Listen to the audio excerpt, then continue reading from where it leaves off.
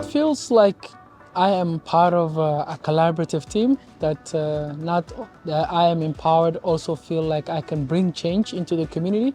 And through the small examples of participating in these tables, like the social development plan, residents are able to engage in this change. And there's actually opportunities to collaborate with others, so all of us can impact what happens in this community. This sense of belonging and this sense of change, I think, is very unique, and I'm inspired living in this community.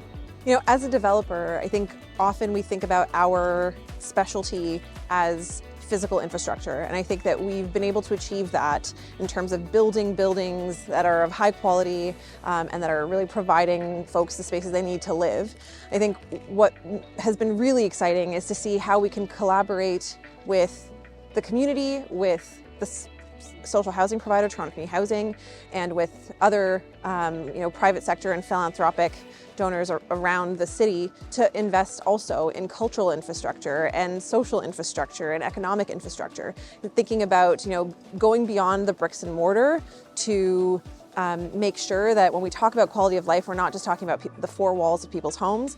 We're talking about the gardens and the parks and the athletic grounds and the arts and cultural hubs that enable them to come together and build social cohesion. So that's been really the greatest part about working as a developer in this neighborhood.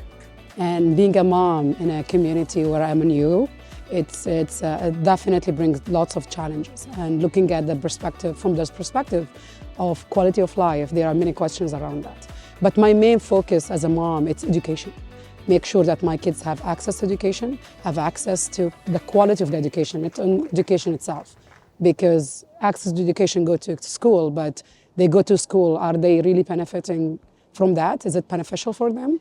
This was crucial for me, and that's why I came with an initiative called Good Education for Bright Future. And this is one of the quality of life aspects where being really, the challenge that we face, about access to education as moms in Regent, it's because of the pandemic and because of low income, the economic status, social economic status, and so on, being made us unable to get access to tutoring for our kids, get access to commons, and so on.